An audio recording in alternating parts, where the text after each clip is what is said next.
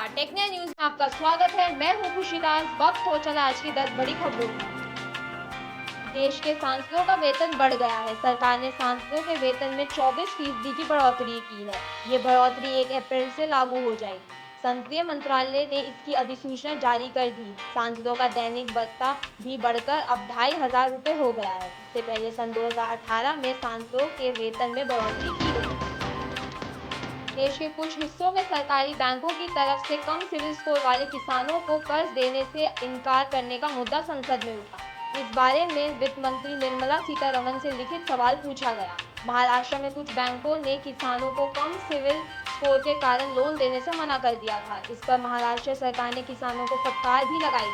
हालांकि संसद में वित्त मंत्री ने अपने जवाब में सिर्फ सिविल को लेकर बैंकों को दिए गए निर्देश का ही जिक्र किया है। उन्होंने बताया है कि बैंकों को अधिकार है कि वे कर्ज देने से संबंधित सूचना देने वाली कंपनियों से प्राप्त डेटा के आधार पर कर्ज देने का फैसला कर सकते हैं। नेशनल स्कूल ऑफ ड्रामा के 3 दिवसीय आदि रंग महोत्सव में देश भर की जनजातियों और उनकी संस्कृतियों की खूबसूरत झलक देखने को मिली। आदि रंगम में हिस्सा लेने करीब 300 ट्राइबल कलाकार दिल्ली पहुंचे। इन्होंने एनएसडी के मंच से 13 राज्यों की जनजातियों, उनके लोक नृत्य और संगीत के साथ साथ उनकी विभिन्न कलाओं को प्रस्तुत किया गया।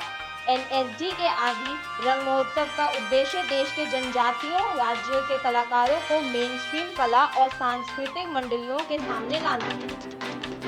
पेटेंट्स के मामले में देश भारत, चीन और अमेरिका जैसे देशों से बहुत पीछे चल रहा है। देश में फाइनल होने वाले पेटेंट्स और मंजूर होने वाले आवेदनों में बड़ा अंतर है। साथ ही जो पेटेंट रजिस्टर किए जा रहे हैं उनमें ज़्यादातर ऐसे हैं जो कारोबारी लिहाज से उपयोगी नहीं है।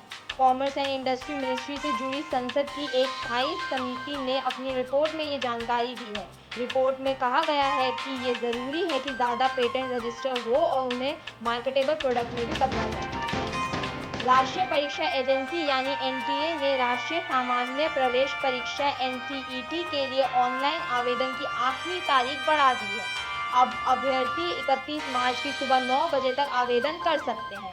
इस प्रवेश परीक्षा के जरिए देश के विभिन्न संस्थानों में 4 वर्षीय इंटीग्रेटेड टीचर एजुकेशन प्रोग्राम में दाखिला लिया जाएगा।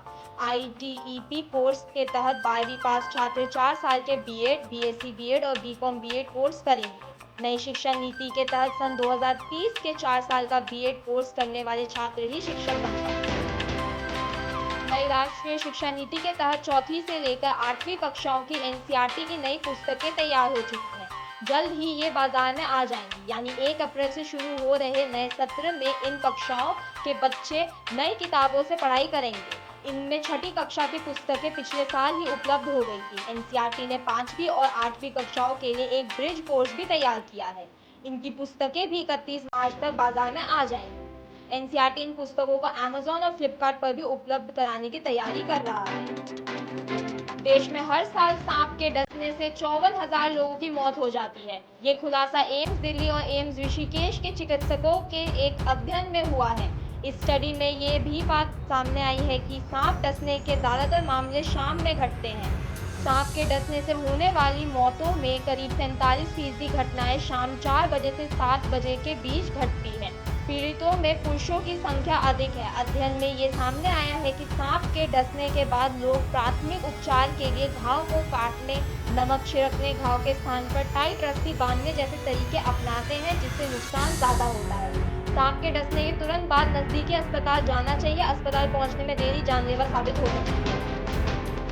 राजधानी दिल्ली में गर्मी बढ़ने के आसार हैं। अगले कुछ दिनों में तापमान में 4 डिग्री से ज़्यादा की वृद्धि हो सकती है। मौसम विभाग का अनुमान है कि अब रात के तापमान में भी बढ़ोतरी होने की संभावना है। मौसम विभाग का मानना है कि दिल्ली में अब गर्मी अपने पैर पसार चुकी है और धीरे धीरे दिल्ली में तापमान बढ़ने के आसार हैं। उधर council on energy, environment and water यानी CEEW ने अपनी रिपोर्ट में इस बार दिल्ली NCI में लू वाले दिनों की संख्या में करीब 20% इजाफा होने की बात कही। भारतीय रेसकोर्स एथलीट प्रियंका गोस्वामी ने महिलाओं की 35 किलोमीटर स्पर्धा में नया नेशनल रिकॉर्ड बनाया है। ये रिकॉर्ड उन्होंने स्लोवाकिया में चल रही प्रतियोगिता में बनाया है। टूरिस्का मीट में प्रियंका ने 2 घंटे 56 मिनट और 34 सेकंड में रेस पूरी की। हालांकि वो इस मीट में 11वें नंबर पर रही। इससे पहले मंजू रानी के पास 33 किलोमीटर रेस वॉक का राष्ट्रीय रिकॉर्ड था। नया राष्ट्रीय रिकॉर्ड बनाने वाली प्रियंका राष्ट्रीय मंडल खेलों में रजत पदक भी जीत चुकी है।